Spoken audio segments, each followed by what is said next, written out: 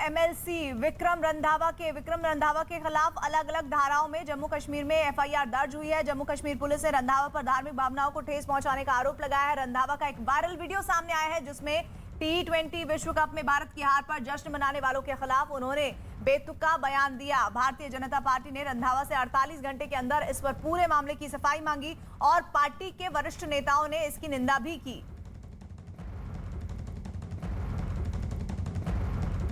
का गुणगान कर रही है, रगों में पाकिस्तान के प्रति स्नेह पाला हुआ है। मुझे लगता है कि एजेंसीज बहुत मुस्तैद है, इसको कैजुअली नहीं लिया जा रहा है। यकीनन हमने शुरू से डिमांड की है कि इनकी डिग्रियां तो कैंसिल करनी ही करनी है, इनकी नागरिकता भी कैंसिल करो और इनको मार मार के इनकी खाल उधेड़ दो। खाल वो कल एक दूसरे काफिर मुल्क से ये जीता है पाकिस्तान, तब तो इनकी मां मर गई थी सबे कश्मीरी कठमुल्लों की। कहां मर गए थे कल जी? क्यों पाकिस्तान का जश्न नहीं मनाया? बड़ा अफसोस लगता था 3 तलाक से पहले ये मोबाइल पे फोन करके तलाक दे देते थे। तो भैया नमाज भी व्हाट्सएप पे पढ़ लिया करो ना, सड़कों पे क्यों टेढ़े हो जाते हो? नमाज भी व्हाट्सएप पे पढ़ लिया करो, क्यों सड़कों पे कब्जा करते हो आकर? जम्मू बीजेपी के वरिष्ठ नेता के विवादित बयान पर जम्मू कश्मीर बीजेपी प्रभारी तरुण चुग ने कहा कि भाषा और मर्यादा से कोई समझौता नहीं किया जा सकता। बीजेपी नेता के विवादित बयान के मुद्दे पर हमारे साथ बात करने के लिए जम्मू कश्मीर बीजेपी इंचार्ज है तरुण चुग जी। किस तरीके से पार्टी जम्मू के इस नेता के बयान को देखती है? ऐसा कि भारतीय जनता पार्टी और हमारे प्रधानमंत्री श्री नरेंद्र मोदी जी का ध्येय मंत्र है सबका साथ सबका विकास। हमारी पार्टी सबकी पार्टी है, पूरे भारतीयों की पार्टी है और जिन शब्दों का उन्होंने प्रयोग किया है उस पर एफआईआर भी हुई है और पार्टी ने भी एक्शन लिया है। किसी भी धर्म, किसी भी पंथ और किसी भी महिला का अपमान भारतीय जनता पार्टी की संस्कृति का हिस्सा नहीं है। और हमारे साथ पवन शर्मा इस खबर पर जुड़ गए। पवन, एफआईआर तो दर्ज हो गई है लेकिन इस पूरे मामले में बीजेपी भी पूरी तरह से निंदा करती हुई घटना की दिख रही है। अब आगे इस मामले में क्या होगा?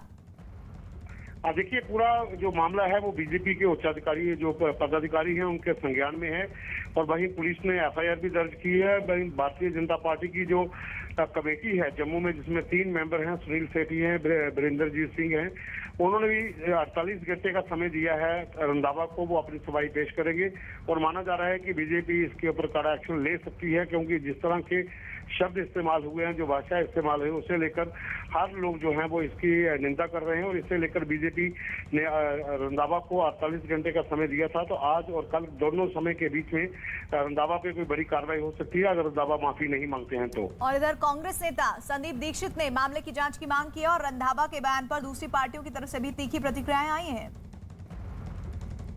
जम्मू कश्मीर के एक बीजेपी के नेता हैं, वो कह रहे थे कि भारत पाकिस्तान मैच के दौरान जिन लड़कियों ने समर्थन किया पाकिस्तान का, उनकी चमड़ी उधेड़ देनी चाहिए, उनकी नागरिकता रद्द कर देनी चाहिए। देखिए, उनकी भावना मैं समझ सकता हूँ, बहुत से लोगों को इस बात से नाराजगी होती है।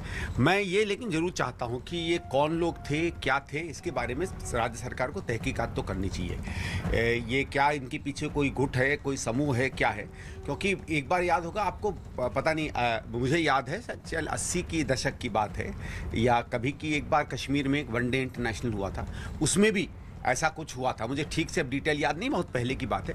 और तब भी उसके बाद वहाँ आगे के मैच भी रद्द कर दिए गए थे और सरकार की तरफ से कोशिश हुई थी कि जिन लोगों ने भी ऐसे नारे लगाए हैं उसके बारे में तहकीकात हो। खैर उसका पता चला था कि वो कोई इतनी बड़ी चीज़ शायद नहीं थी, मुझे ठीक से डिटेल नहीं मालूम है। तो अब भी अगर सही में ऐसे कुछ लोग कर रहे हैं तो कौन हैं, क्या हैं, किस चीज़ से प्रेरित हो रहे हैं, क्या इसके पीछे कोई बड़ा संगठन या षड्यंत्र तो नहीं है? इस बात को तो सरकार को जरूर देखना चाहिए। भारतीय जनता पार्टी के नेता रंधावा ने जिस तरीके से अल्पसंख्यक समुदाय के लोगों का अपमान किया है और खासकर महिलाओं को जो अपशब्द उन्होंने कहे हैं, उसके लिए उनको माफ़ी मांगनी पड़ेगी। अन्यथा कांग्रेस जम्मू कश्मीर के अंदर और पूरे देश के अंदर इसका विरोध करेगी। जिस तरीके से भारतीय जनता पार्टी अपनी मानसिकता दिखाती है, इस तरह से घृणा भरे अभियानों को देखकर हम चाहेंगे कि भारतीय जनता पार्टी रंधावा के खिलाफ सख्त कार्रवाई करे। देखिए, भारतीय जनता पार्टी आज एक सोची समझी रणनीति के तहत हिंदू, मुसलमान, पाकिस्तान, मंदिर, मस्जिद की बात कर रही है। आज महंगाई पे भारतीय जनता पार्टी बात नहीं करना चाहती। आज किसान पे भारतीय जनता पार्टी बात नहीं करना चाहती, आज रोजगार पे भारतीय जनता पार्टी बात नहीं करना चाहती, आज भुखमरी पे भारतीय जनता पार्टी बात नहीं करना चाहती। भारतीय जनता पार्टी चाहती है कि कुछ राज्यों में जो होने वाले चुनाव हैं उससे पहले भारतीय जनता पार्टी हिंदू मुसलमान पाकिस्तान मंदिर मस्जिद तक मुद्दों को सीमित करना चाहती है। जिस किस्म की शब्दावली का इस्तेमाल विक्रम रंधावा जी ने किया है और जिस तरीके से मुस्लिम समुदाय के सेंटिमेंट्स को उन्होंने हर्ट किया है और पर्टिकुलरली हमारी माओं, बहनों और हमारी बच्चियों के बारे में जो लफ्ज उन्होंने इस्तेमाल किए हैं उसको मैं स्ट्रांगली कंडेम करता हूं।